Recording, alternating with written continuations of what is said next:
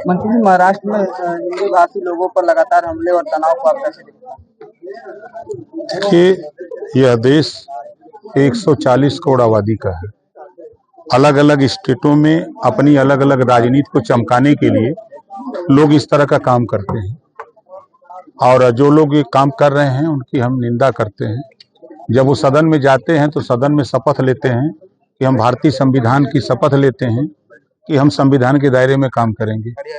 वो सिर्फ वोट के लिए सब बोलते हैं और कोई बात नहीं है। क्या इसमें कोई साजिश हो सकती है? कोई साजिश नहीं, सिर्फ वोट की साजिश है। मराठी हिंदी विवाद में उत्तर भारतीयों की सुरक्षा और सम्मान के लिए आप क्या कदम उठाएंगे? देश के प्रधानमंत्री जी से इस बात की जानकारी हम उनको देंगे, जल्दी उनसे मिलेंगे और इस संबंध में उनको पत्र भी लिखेंगे कि इस तरह की अगर घटनाएं हो रही हैं तो इसको तत्काल रोका जाए। राज ठाकरे और उद्धव ठाकरे के भाषा को लेकर काफी आपकी क्या प्रतिक्रिया है? देखिए, वो दोनों भाई थे, दोनों अलग अलग थे, तो अलग अलग कुछ नहीं कर पा रहे थे, तब एक होकर के शुरू किए हैं। तो अब तो देश में जनता ने 5 साल के लिए मोदी जी को चुन लिया है, महाराष्ट्र में भी 5 साल के लिए जनता ने चुन लिया है, तो 5 साल तक इसी तरह का बोली भाखा बोलते रहें और तो कुछ करना नहीं है। क्या ये देश की एकता के खिलाफ नहीं है? बिल्कुल एकता के खिलाफ। ये चीजें देश के लिए नुकसानदायक है, समाज के लिए नुकसानदायक। क्या सपा महाराष्ट्र में हिंदी भाषियों के हित में कोई राजनीतिक पहल करेगी? अब उनसे पूछिएगा कि हम उनका मालिक तो भाई नहीं।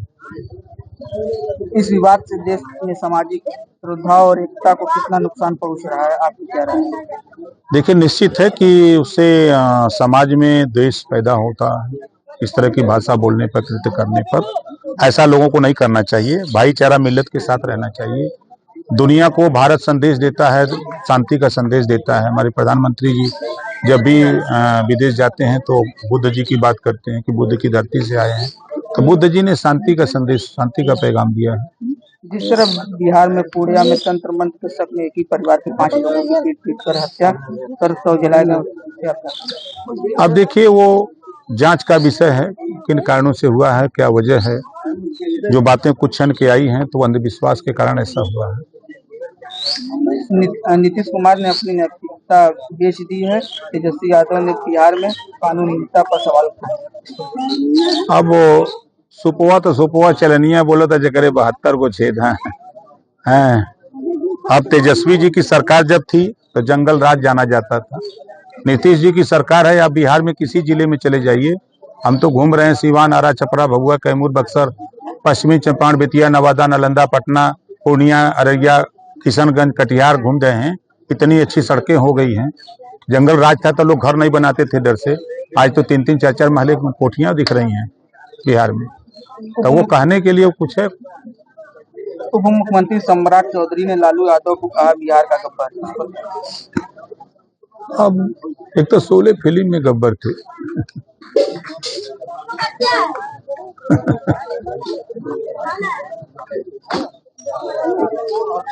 भारतीय मुसलमान अब नागरिक नहीं, बंधक है। संविधान के दायरे में वो भारत के मूल निवासी हैं। जिनका नाम मतदाता सूची में दर्ज हो गया वो भारतीय है।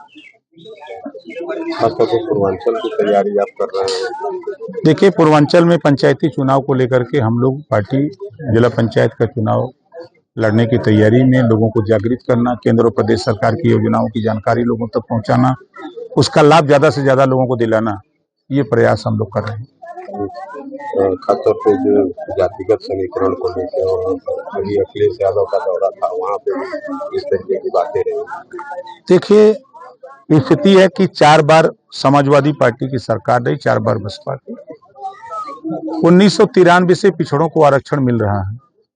जब पिछड़ी जाति में तमाम और जातियां जिनकी आबादी 38% है, उनको हक देने की बात आती है तो समाजवादी पार्टी हक लूट लेती है।